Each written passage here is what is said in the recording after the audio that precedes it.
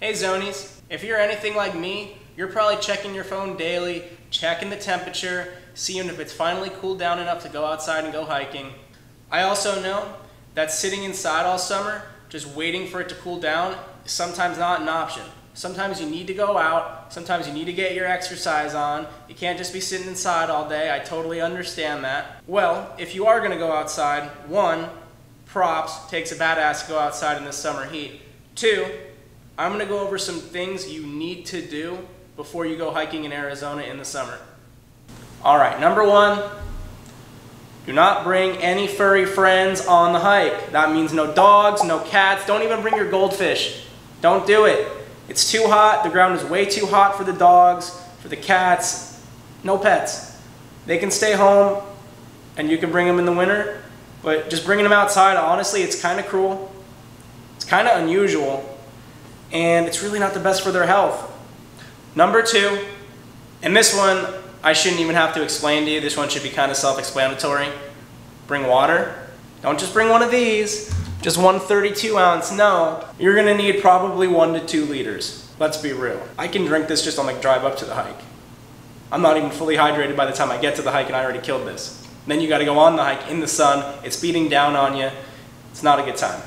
Trust me, I've run out of water before. You don't want to experience it. Okay, number three, if you are going to go hiking, make sure to go somewhere with a lot of other people.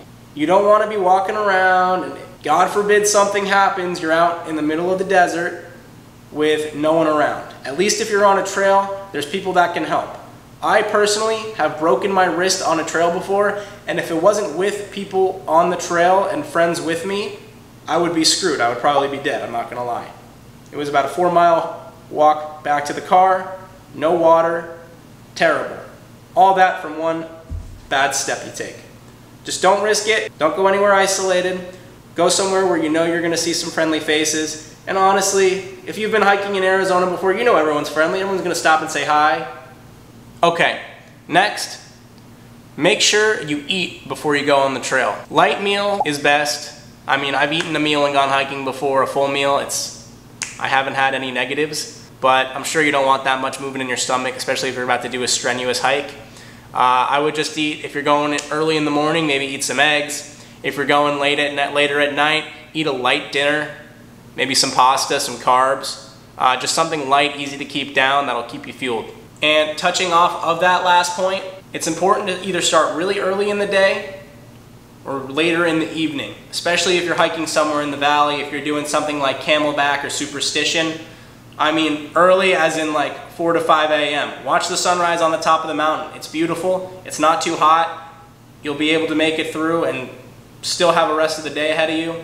If you're going at night, highly suggest you bring a flashlight, possibly a black light if you want to keep an eye out for some scorpions. And yeah, just make sure you're going at a peak time. You don't want to be caught out in the sun during the day. It's just not ideal. No matter how seasoned or a veteran hiker you think you are, it's just not worth messing around with the heat. Arizona heat's not playing around. Alright, another thing I would recommend is to make sure you wear light gear. Don't wear any pants. Don't wear extremely heavy hiking boots. Wear a breathable t-shirt, some short shorts. Get your chino shorts on, it's okay. Get some hiking shorts. Hit that mountain. Maybe a light Camelback. You don't need one of those full-size backpacks. You really don't. Just something to put your water, keys, and wallet, and you're set, and you'll be fine. All right. Next, this is one you guys might not think about, but honestly, it's very important and can help you out a lot, keep you from getting burned, and that's to bring gloves. Especially if you're doing a trail like Camelback or any trail that has a lot of grips where you're, holding onto rocks or pulling yourself up. Those rocks get hot, and I mean like hundreds of degrees. I can't tell you how many times I've touched a rock and let go just because of how hot it was. And if you're doing a hike like Camelback or something and you need to go on those rocks to pull yourself up, you're gonna have a bad time. Just keep them in your bag, bring them if you need them. They cost like $5 at Walmart. You'll be set. You're welcome. All right, this one is just a general overall tip. You should do this no matter what, even if you're hiking in hiking season. and that's to tell someone where you're going. Trust me, it's important. I never used to do it. My mom used to always say, Steven, where are you going? Let me know where you're going. And I wouldn't listen, I wouldn't tell her, I'd just tell her I'm going hiking. And then, like I said, I broke my wrist.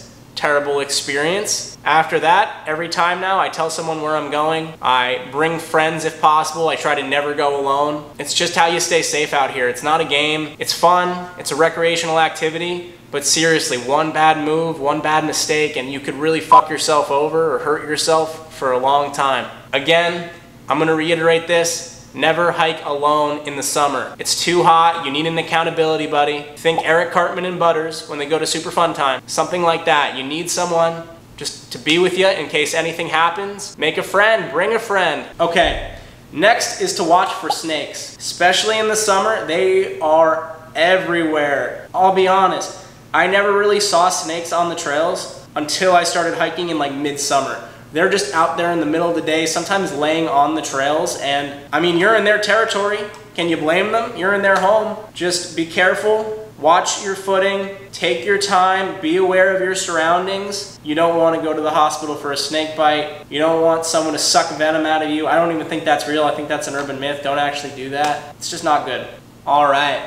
And the last tip I got for you guys and ladies is if you can, you have some time, try to get out of the valley and do some hiking. I mean, northern Arizona is absolutely breathtaking, especially in the summer. The heat's not bad at all, and you'll be able to see some really beautiful views that you wouldn't be able to see in the valley. Payson, Sedona, Flagstaff, it's like a whole nother world, and you're 2 hours north of the Phoenix Valley. So totally recommend checking out those areas. There's a bunch of websites and books that'll give you ideas of good hikes. I personally have these two books, and I love them. I read them whenever I'm looking for a new trail to check out. I highly recommend you check them out. If I can find them on Amazon, I'll link them down below. Recommend checking them out. You could probably get the audiobook. But yeah, try to explore some new trails out there and just have a great time. Hey, thank you guys so much for watching this video. I hope you can get out there and go hiking soon. It'll be cool before you know it, and then this video will be irrelevant, but save it so you can watch it next year when it's hot.